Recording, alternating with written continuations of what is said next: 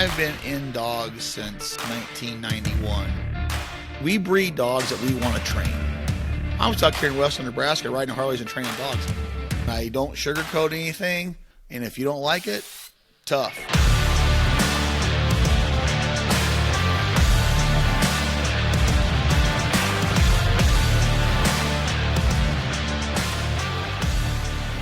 So thank you for tuning in. Welcome to another episode of the Flatlander Kennels podcast with Chris Jobman. We got a really special episode today.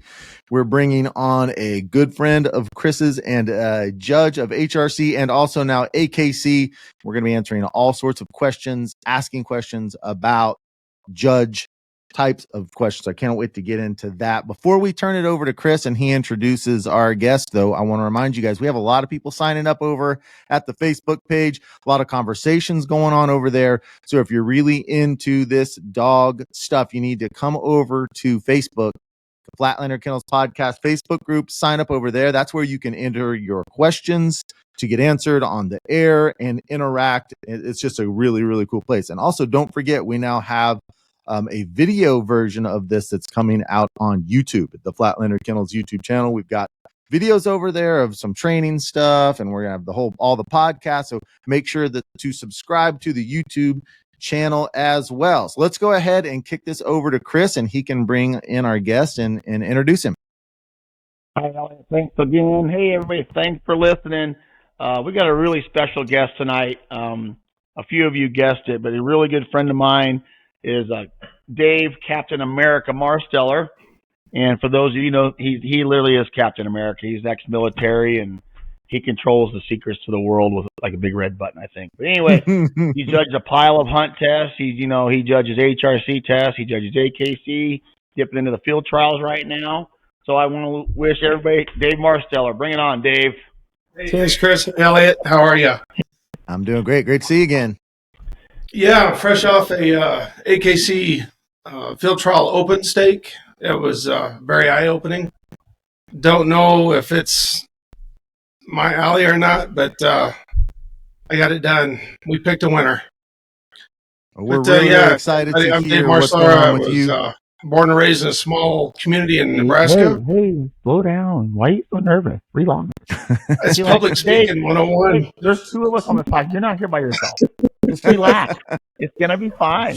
Well, in his defense, you did kick it over to him without any setup. You're like, Dave, go. You're hearing this go? Like, it's about Dave right now. That's why we call him Captain America. So tell us, what tests have you judged the most? What venue? HRC finished. That's really surprising to me that you're wearing camo head to toe right now. I'm proud of you. You scream HRC. I'm so proud of you right now. Anyway, Dave, give everybody a little background on what got you in the dog world, how long you've been judging, how many tests you judge, and remember, take a deep breath. You're not standing at the line with cash. Calm down. All right. So I've been judging since 20 May 2017 was my first started adventure. I'm up to, at the end of this year, I'll be at 73 finish tests, which to some judges is not a lot. But when you take 73 into 7 years, and our climate here is so short that wipes out almost every one of my weekends. So kind of overdid the judging, but I enjoy it. We all agree you overdid the judging for sure. Your fans agree to that as well. Yeah. You are starting to dip into some AKC now, so you've judged 73 finish tests, which to me, I don't care who you are, that's a bunch.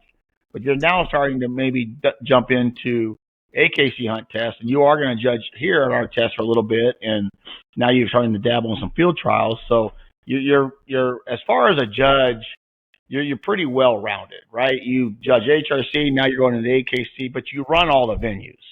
So I know a lot of judges out there don't run all the venues, but you actually run your own dogs, like which is commendable. I mean, be honest with truthfully, that is commendable. So you're a judge that stood at the line and you appreciate the dog work and you understand what's going on.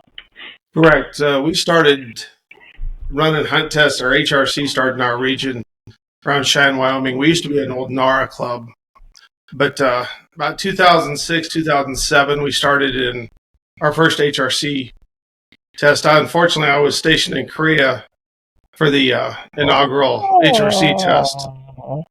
So I had to let the wife run the dogs. I think we just ran started because we didn't know what we were doing yet. But Deb does a great job. She's been to my seminars, and honestly, she's a little bit better student than you. Not gonna lie, she actually listens a little bit more. So, and she's not quite as nervous. I've heard that women make very good handlers, so it's a good compliment. Thank you. And if anybody has looked at our like YouTube stuff, there was a snippet of our seminar last year, the outtakes, I think you called it, Elliot, or something. Right, my favorite. favorite. Dave was there, and he was a very good sport about it. If anybody wants to go back to watch like the outtakes, he runs cash, and he's still running cash in the water blind as we speak. And I felt like, why are you so sweaty? It is the funniest thing either. If you guys go back and watch that, it's hilarious. I'll make sure and put that up on the Facebook group. That's my personal favorite. It is unbelievable. I mean, he's such a great sport about it. But so Dave's actually at your Dave. Hold on, Dave's actually at your house right now, and you guys are recording together. So talk to us about. I know that Dave comes out just to train. Is that why he's there with you now? Is just for training? Yes, and I make him be here for the podcast. So how far, Dave? How far do you live away from Flatlander? If there's no highway patrolman listening, I'm about an hour 20. An hour 20. On a good day, when I'm being a respectable individual on the roads, it's about an hour 40. Okay, about an hour 40. How often do you make it over there to train? I know when I was there, we trained together at least one day, if not more. How often do you go with Chris to do training? With my current work schedule, I like to make it over at least once every 2 weeks. Mm-hmm. If Crystal is open or if he has an opening or availability. So it's one of the best as an amateur that I can do. Oh, I mean, his setups are really challenging and really, really fun. Can you guys kind of go through what the setup was today, how it went, how Dave's dog did? I've seen Dave's dog. It's a fantastic dog. Dave has multiple dogs of multiple breeds. He's kind of him and Deb are collectors of animals. They just collect them. Now he won't buy a puppy from me, but he buys them from all over, and he just kind of collects things. So I mean, it makes you feel really good. But I fixed. How many dogs is he running now? How many dogs are you running, Dave? He owns a chassis mount and a dog trailer. So Dave, how many Labrador retrievers do you own? Oh, Chris, I don't know. There you go. All right, I'm going to do some quick Nebraska math real quick. So 18 for, we're at 14 Labradors, Chris. 14. Oh, my gosh. 14. How many of them are actively, like what is the age discrepancy, and how many of those dogs are currently running hunt tests? Year and a half to... No. 10 years. No, Gypsy's younger than that. Gypsy's year and... They're not even a year. Are they barely a year? They're born. Because Dad picked them up in June. So, not even a year. So, well, that was 8 weeks after. So, they're just fresh over a year. About a year, yeah. So, I've got a little rocket named Gypsy out of a Jet Hope breeding. So, I'm fortunate to be picked to have one of those pups. But I've got an old 10-year-old hunting dog. That is a lot of dogs. Yeah, that's a lot. He's a collector. And everything in between. Talk to us about today's setup and what was going on there at Flatland. Today we're getting ready to run a double master this coming weekend in Colorado. So today what we did was we changed it up for certain dogs, but the gist of it was a triple with an honor and a blind. And first mark out was to left to right around the horn triple. The first mark out was like 50-yard flyer. So we were working on some line manner issues, working on control, but the flyer came out left to right, and let's just say it landed at like 10 o'clock. And then the middle was land or water? Where were you guys on the property? It was a land series. It was on the checkerboard area? Yep, in that checkerboard field. Yep. And so the first mark out was a flyer like at 50 yards. And it landed it was from 9 o'clock to 10 o'clock and go back. It landed about 10 o'clock. And the middle mark was about 170. And it was a winger bird. starting at 12 o'clock and getting thrown to like about 2. And then the right mark was 75 yards, and it was like at 4 o'clock throwing to 3 o'clock. So it was a pretty spread out, nice triple. And what we were working on checking down and the flyer and control, and then the blind was either under the arc of the flyer or right through the old flyer fall, a couple hundred yards out. And it depended on where the flyer landed and where it was at. But most of the dogs did pretty well on it. We had some really good conversations today about stuff and how about things went, what he learned, what he didn't learn, and I'm gonna let Dave talk about that. But one of the things he'll talk about is I keep getting this question on the Facebook page about when your dog doesn't see a mark at the grand, how do you teach those dogs to line that? And how do you teach those dogs to go as scent?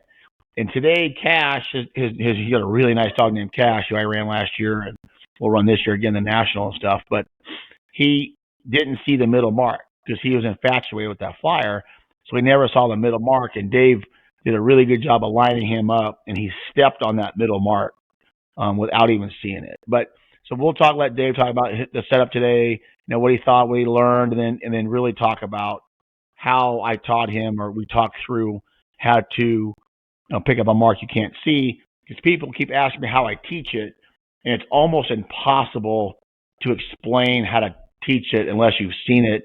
It's almost impossible to explain. It's hard to be. That's why I haven't really answered the question, because it's so hard to answer. But I'll let Dave, talk about, what did you think about the setup today? All that. So what'd you learn? That sort of thing. So take it away, Captain America. Well, thank you. Yeah, it was a real nice setup for an upcoming master test this weekend, like Chris said. Cash has got some line manner issues, so we were working on that. And when I was working on my reverse healing with him, which Chris did a really nice job with last year, putting that tool in my tool kit to run that dog. He's way more dog than I can handle. I'll be the first to admit. But he keyed in on the flyer, and then we were working on reverse heel at the same time. The middle mark went off, so he missed that middle mark. And then we got him keyed over to that right-hand bird. And then he told me that he was going to go right. So we backed him up a little bit more, and I made him pick up the flyer first. And then he went out and picked up that right-hand mark, came in, and we lined him out towards the holding blind, but I had him way left. And so when I pulled him over right, we're talking probably a minute and a half, 2 minutes on the mat. At least. There was no mat, but he thinks it was a minute or two. It might have been even longer than that. And I just was standing in the holding blind, had the next dog ready to go, and I could tell he was looking too far left. And what people don't understand that are running hunt tests or training, when you're at the line, that's your time. So however long it takes you to talk the dog and convince the dog into where to go, that's how long it takes. And in training, you think you're up there a long time, and a hunt test, well, you think 30 seconds is 3 minutes. It's really not. So if you really are standing there for 3 minutes trying to line a dog, that's an eternity. And it probably took you 2 minutes, which is a long time. Every much of it, yep. Yeah, but you can keep walking through the steps, but he did a really nice job of convincing him where that bird was at, and he stepped on it. There wasn't even a hunt. It was one of the best marks of the day. But Cash is one of those dogs as well that has a little bit older. He's kind of a point and shoot model, and he has a lot of trust. He has a lot of want to. And Cash is one of those. We always talk about, Aiken and I always talk about it. He's a very optimistic dog. So what I mean by that is when you line him up and send him, he thinks he's going to get a bird no matter what, no matter where it is, because he wants to do it so bad. He's super optimistic, and dogs like that are really, really nice to work with because they're point and shoot models. A lot of those point and shoot models come with super high horsepower like Cash has got. And controlling that horsepower and harnessing that horsepower and directing that horsepower is hard to do. So explain how you kind of did that today. Yeah, so we just opened up the right-hand side a little bit to him, pulled him over, and he locked in on the holding blind, but again, he was still a little bit left. So we tapped a little bit more over on the right, and And we had to, and let me interrupt you, and we had a 15 to 20 mile an hour crossing wind right to left. And that bird is thrown, this is very important, that bird is thrown left to right into the wind. So we had big crosswind pushing them left. Bird was thrown left to right into the wind. And the reason why I set that up today is because we worked really, really hard from this spring to up until now is to holding our line into the wind on the proper side of the gun. So it even made it harder. That big crosswind really affected what was going on today with those dogs on the long memory bird. Yeah. So if your dog is one that will not hold the wind, then you could have easily lined him up on the right and he still would have ended up on the left with the wind push. Cash is old enough and been through enough training that he'll hold the line through the wind. So once I got him to the right and got the okay from Chris standing behind me, because I am horrible at lining up dogs. It's like putting. It's bad. I can't putt, and it just carries over to my ability to mess up a dog on the line. But you're really good just don't get their body aligned properly. Is that what you mean, or expand on that? Yeah, in a hurry, okay. And you think you're there, but you need to step back and check their line or their spine alignment across the top of the head, and that'll help you out a lot. And so once we got him over there on the right-hand side, he really locked in. During the seminars that Chris would do is he would had some type of wooden, I don't remember what it was, but it was a stick. It's a fake wooden gun that I hit handlers with. Oh, all right. It's okay. It's an AKC fake gun where people would have their dog lined up and they'd think they had their dog and you'd put that gun on the back. I think about that all the time. The spine now from you doing that with the gun, it's like you think you have your dog lined up, but then when you look at the spine, you don't, and you just kept saying wherever their spine's lined up, they were going to go, and you'd watch, and sure enough, then where that spine is lined up, they'd shoot off to. Yeah, and then today was super important though because we had such a big crosswind that it's like shooting a rifle. If you're 1 inch off at 100 yards, at 300 yards, you're not even hitting paper. So today you're way better off missing the bird to the right, and the dogs will circle back and get into the wind to find it. But if you were anywhere between the bird and the holding blind, if you didn't have a really talented dog and held that line, you had no chance. And those dogs today that would fade with the wind, we were calling, we would stop them, most of them, not all of them, but most 90% of them, if they faded with the wind left, we would stop them, give them a light neck tickle, recall them all the way back and resend them. And most of the time that was the best correction we got. Some dogs, I just did a no here, and that's all they needed. So, everybody asking, what's that correction? Depending on the dog. If Cash would have went, so Cash was like, he lined up Cash perfectly. Cash went right to the bird and just stomped on it. He just put his face on it. If Cash would have went left, faded with the wind, because Dave took minutes to tell him where he wanted to go. Cash would look left. He'd go, no, here, good, right there. He would look left. He would back up, go here, good, right there, good, right there. And once he kicked, so now Dave was telling this dog multiple times where he wants him to go. Every time he looked left, he pulled him right. Looked left, pulled him right. So if Cash would have looked straight where he was going to go, but then faded with the wind, his correction would have been blow the whistle, give him a collar correction, recall him all the way back in, and then resend because he told him multiple times where he wanted him to go. And that's on Cash. I told you where I want you to go, not, you kept looking left. I said, no, I don't want you to go there. So that correction would have been a really good one for him, and he probably would have done great. So that's a really good communication deal right there. Right. But what else did you learn today? I learned that not every rule in dog training is applicable to the situation at hand. So I had one of my little females, she's a nice little dog, but she struggled with that middle mark. We're not going to tell Deb which dog it is. No, we will not mention names, but so we had a little bit of trouble on that middle mark, and I sent her towards the bird, and she got pushed by the wind left, so recalled her, brought her back in, shot her back to the right. With a light correction. Very light correction. Sent her back in, and she said, well, he doesn't want me to go left. I headed out towards the middle right, so then she just wanted to go right. So recalled her again, So yeah, Would first we- time she went, Elliot. Well, first time. So the marks that let's say the mark lands at 12 o'clock. The first time Dave sent her, he went to 10 o'clock. Dave stopped her, gave her a light correction, recalled her all the way back. Resent her again, and she went to 2 o'clock, trying to be a good dog and make that correction. So then what happened? And we recalled her again and went to send her again, and I got a no-go.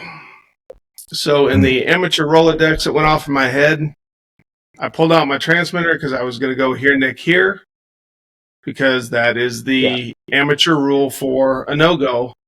But that is not the right correction for this situation because you're dealing with a dog that is already confused, losing confidence in that mark. So transmitter was not used. She went left, then she went right. And she's like, what do you want? I don't know what to do. And then, Dave sent her again. She no-goed. So then Dave instantly grabbed his transmitter, and I said, you better not grab that damn transmitter. I started yelling at him. I said, you better not give her a question. And I said, listen, she's confused. She went left, she went right. She doesn't know where to go. She's confused. I said, do not give her any kind of pressure at all. I said, walk out 5 or 6 feet and steps and resend her. And then what happened? We threw a bird off. Yes. We threw a bird off the left side. Took off. Dave handled her to the bird, right? And then she came back, and we re-threw that mark, and then he threw a bird off to the side from his side. She picked that up like a little mini double and lined her back up, and she was very successful on the long bird and did a great job on the blind. But if he would have went to that transmitter right away and went to that pressure, nothing would have been accomplished because she was. So when you're training these dogs, especially in a situation like this, and it happened multiple times a day, when you read a dog giving you effort but is confused, you always err on the side of caution and attrition and think your way through it. If a dog is not giving you effort, typically the correction is pressure because they're not giving effort. Not always time, but typically.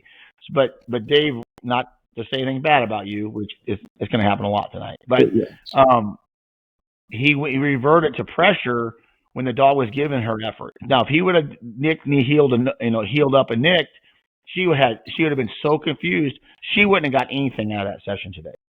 But I think she did a nice job of figuring that out because you went with a smarter version of the training, not the pressure in that situation.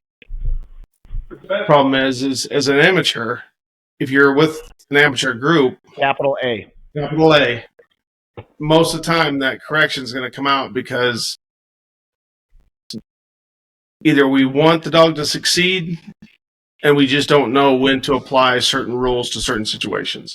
So that's one of the benefits of being over here and getting to be coached. And also, if we don't know what to do as amateurs, the collar is an easy go-to. I don't know what to do. Correction. And that's the last thing you can do. Like I told we had Tiffany up here today, Dave here. We have a big training group, and the last thing you do if you don't know what to do, the last thing you do is add pressure. Right. Always err on the side of caution because she was trying, she was just confused, right? And she's tall the middle mark really well, but she just gave it a factor. Plus, we also had the suction on the flyer. The flyer was thrown at the line to the long bird. The flyer was so it was pinching to the line. That's suction as well. So everything in that dog is mine today with the flyer where it landed and the wind is telling that dog to go left. Everything is telling that dog to go left. And she just she gave into the factors and got sucked into the trap. We made a trap and she got sucked into the trap. Now we've got to teach her to get out of the trap without pressure. She's not cashed. This dog in question, not to be named, but it rhymes with laddie. Anyway, he did a good job of not adding pressure, but if you would have added her pressure, it wouldn't nearly have been a good a session. Not even close. So she fell into the trap. He taught her how to get out of the trap. And Chris is right. She's the type of dog that I don't know if I would have got a dog out of the box tomorrow if I would have added pressure at the wrong time there. She's very sensitive to. She's got a really nice conscience, is what I'm trying to say. She's a nice dog. She just is a very different dog than like Cash and the rule. I mean, train the dog in front of you, not to train the dog that he's not that. So train the dog, or if he's not right, and if he's not those dogs, so train the dog that you're looking at, not the dog that you have in the next box next to you. So what else did you learn today? Go ahead, Elliot. Well, I was going to transition, but I mean, if we want to talk more about today, that's perfectly that's okay. fine. No, that's totally fine. Let's. Dave, how long have we known each other? The first time I met you, I think, was in 98. 98. There was a Pheasants Forever banquet, and the MC was rocking the house, and I come out later to find it was none other than the Chris Jobman. That's a long time ago, 98. Yeah. That was in Sydney. I used to be the president of Pheasant Forever chapter in Sydney, Nebraska, and for a long time, and that's where I first met him at a Pheasants Forever banquet in Sydney. So that would have been right at the beginning when you started training, right, Chris? Because you started you started in 91. I've been around. Yeah, I had my hunting dogs in 91, but I started training professionally in 2000. So that was right before I went professionally. Right before. And I was 26, 27, and I'm 30. I'm like 30 right now, so that's fine. right. Yeah. All I know is I went home with an overpriced print that I didn't need. Somebody kept telling me to dig in my wallet. We all know Dave's got big pockets. So how long was it until you guys were very familiarly acquainted with each other? How did the progression of your relationship go? Feels like forever. Last week, it feels like forever. Has it just been an ongoing? Have you guys been interacting since then, or how's the progression of that been? We call it stalking, and Dave's really good at it. He's kind of a stalker. He's a stalker. I don't even know how long we've been training together and hanging out. I really don't know. I don't have a clue, but it's been a long time because he's been judging HRC since when? 2017. 2017, and I started running in 2000-ish. So you knew him well before he was a judge. You knew him when he was just running dogs. I don't remember him running dogs. I remember him jumping right to judging. I got PTSD on this deal. I really do. I mean, let's go back into that then, Dave. Why don't know. Let's let Dave give us his background in dogs. What got you into dogs? So progress us just through your life of dogs up till you got into judging. Okay, I came out of Alaska back to Cheyenne, Wyoming in 96. And in 98, my buddy took me pheasant hunting down by Sydney. And how old were you at that time? 26, I think. Okay. So mid-20s. Mid-20s. And what were you doing in Alaska, out of curiosity? Catch. I was deadliest catch working on crab boats. No, I'm just kidding. Were you? Oh, I was in the Air Force. I was going to have about 100 questions. You're a star. Here we go. No, Uncle Sam sent me up there to enjoy 4 years fishing, moose hunting, caribou, black bear, grizzlies. It was a good tour. So and you got out of the military at that time? No, I was transferred to Cheyenne, Wyoming. Okay. All right, move on with your story then. So you were transferred with the military to Cheyenne, Wyoming. Yeah, and the funny thing is I had to go all the way to Alaska to find a wife that would put up with me. So coming out of Alaska with a wife is a trophy in itself because the female to male ratio is a little high. She is like 25-1 or something. She's an extremely strong woman. I'm telling you, she is an angel. She lost a bet. And still losing. You bet her, and now she's yours. Yeah, exactly. All right, come on. You can't tease that. You've got to tell that story. It's called chloroform. All right. So real quick, those little roofies you slip in a drink. Roofie. Here's the story. We worked in the same building, and she was I kind of looked at her, and too? she smiled at me and said, "Please God, don't talk to me." So I didn't. But no, I had we got a moose down way in the back of the country, and then when we were coming out, we saw a grizzly bear. True story. Saw a grizzly bear coming across the top of the hill. So the guy I was with had a grizzly tag, so we ended up dropping that grizzly. So we had a moose down and we had a grizzly down. And so we went out to the trailhead, and I called my girlfriend at the time, Deb, and I said, "Hey, can you drive 4 hours after working an 8-hour shift and pick up my moose for me?" And I'll be damned if she didn't do it. And I looked at myself and I said, "You're dumb if you don't put a ring on that finger." So by the time we got the grizzly out the next day and back to Fairbanks, Alaska, my moose was cut up for me. She did it. She dressed it. She dressed it out, and her babysitter and a couple other families got together and got it taken care of. It's happening to this day. Literally, you can't help us. So the funny thing is, when we tend to shoot some geese nowadays, all the guys I hunt with are jealous because my outstanding, beautiful, wonderful, amazing wife will clean my geese for me. Oh wow!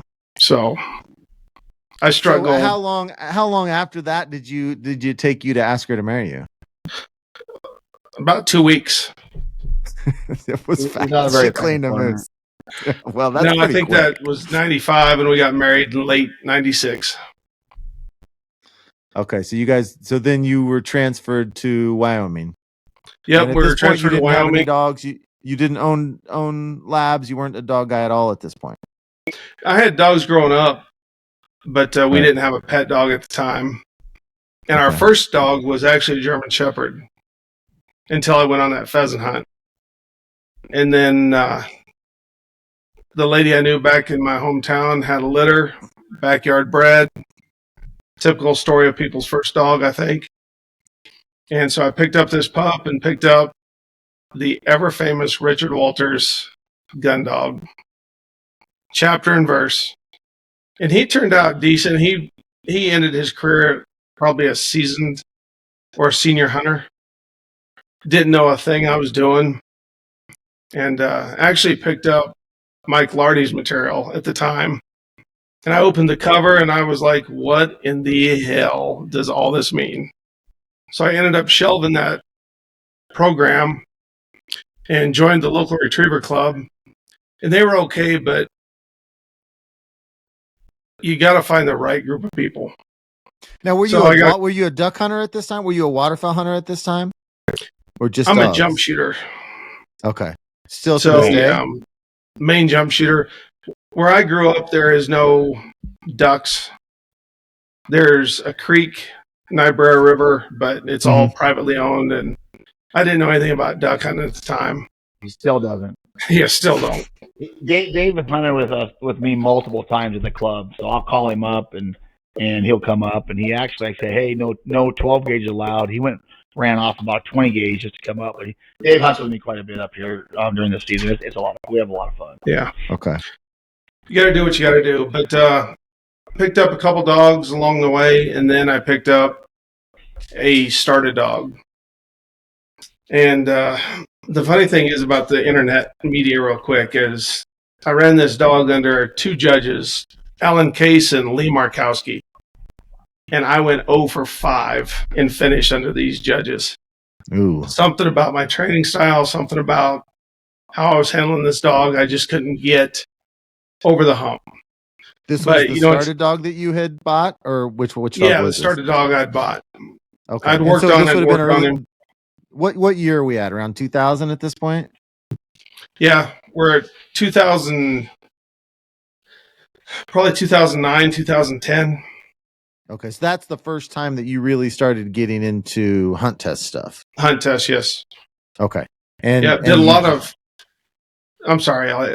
pheasant hunting with that first dog and really enjoyed pheasant hunting. But then I found out about NARA, and then our club transferred from NARA over to HRC. Okay. So me and Bo struck out on the HRC trail. And like I said, in today's world, I would have flamed both those judges, blamed them for my shortfalls, etc. But what I did is I just dug Lardy back out, and I'd been around enough of the game that a lot of that stuff that didn't make sense now made sense. Mm-hmm. And so I just restarted with this dog with chapter 1, verse 1, and just built him using a good, solid program. and pretty soon the HRCHs started coming in. So looking back at it, what do you feel like was lacking either in you or the dog on those first 5 fails? Was it the same thing every time, or just it was everything? What was the issue looking back? It was probably a collective of things, but marking setups, didn't have a clue about marking setups, didn't understand it. Well, I still don't, if you ask the right people, but if you ask this guy. Yeah, if you ask that guy. But I'm going to mute him in a second, by the way. It's just I've got the button. We'd get through the marking setup, and then I'd lose him on the control of the blind. Mm-hmm. And we just finally got it put together.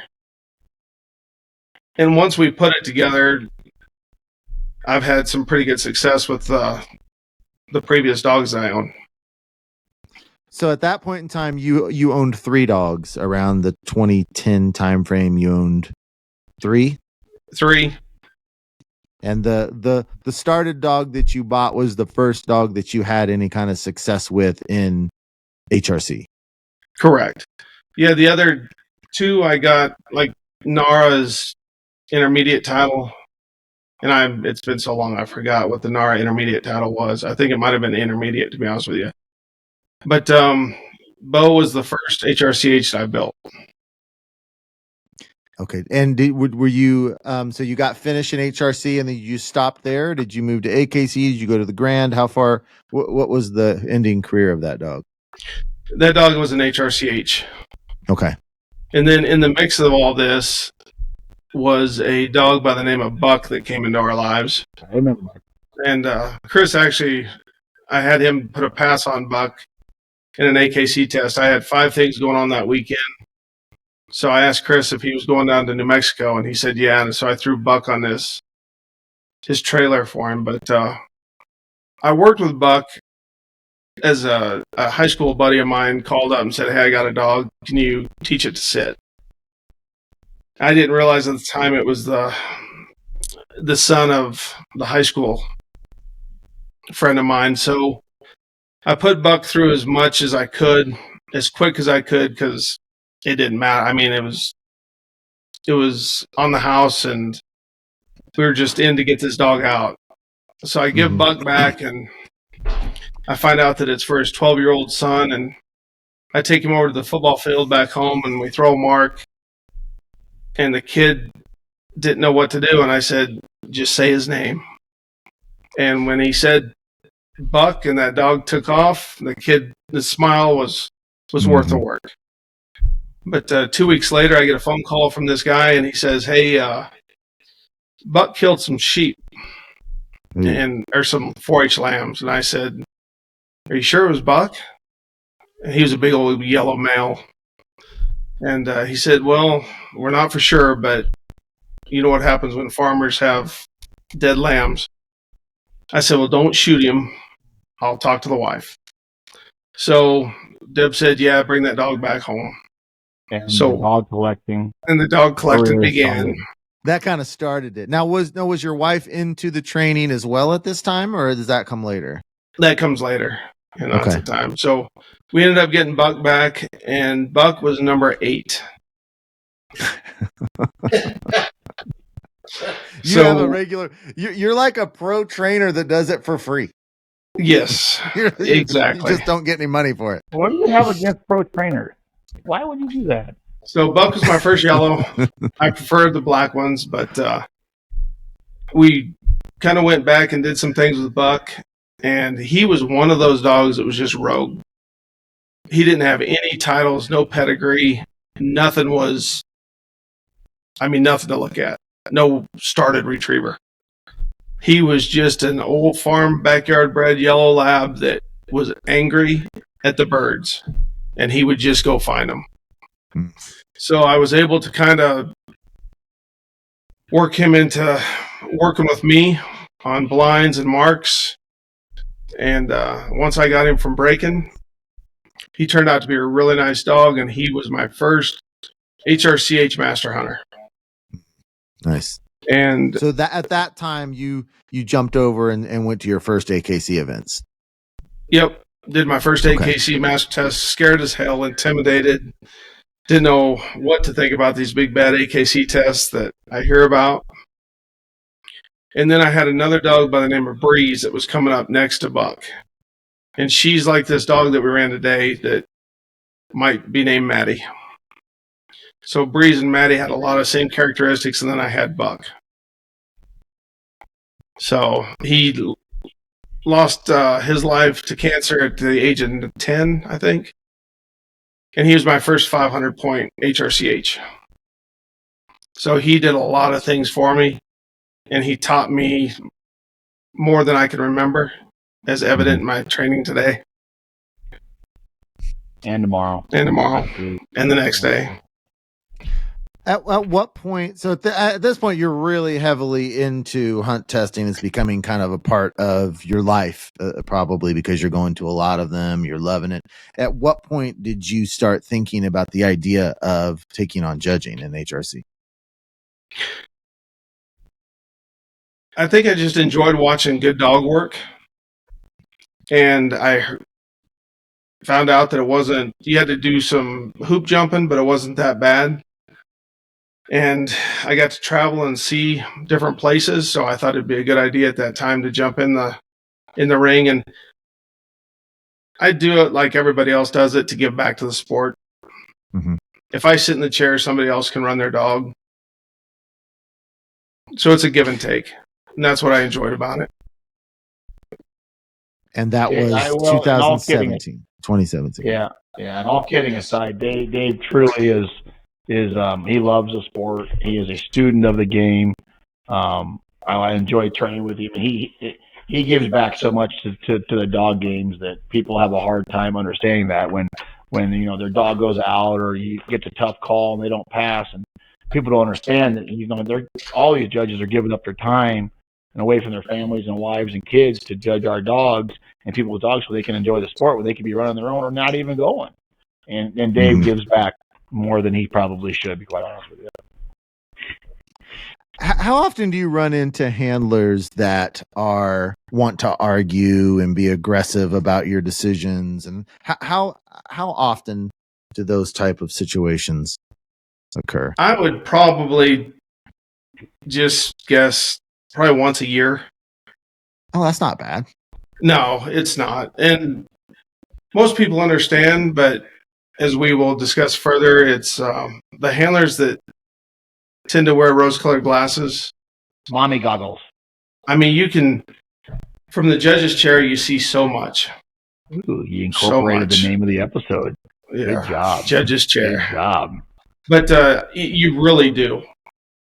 And there are so many things that you can pick up on. Judging makes you a better handler, in all honesty. And apparently I'm still not learning that one. But you do see a lot of mistakes, and you learn from other people's mistakes. Right. Unfortunately, they don't know they're making them.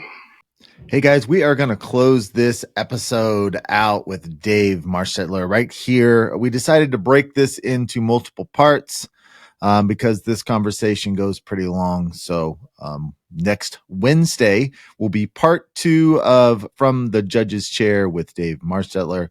Thank you for tuning in. Don't forget to come over to the Facebook group and sign up with us over there, and also the YouTube channel, Flatlander Kennels. Until next time, thank you guys for your support. Spread the message of this podcast to all the dog people you know. We would really appreciate that. We will see you next Wednesday. I've got to strike this chord with the humble hearts. I'm bearing heavy chains and blue collar scars. Inevitably, they're gonna get their way. If it don't take that fight,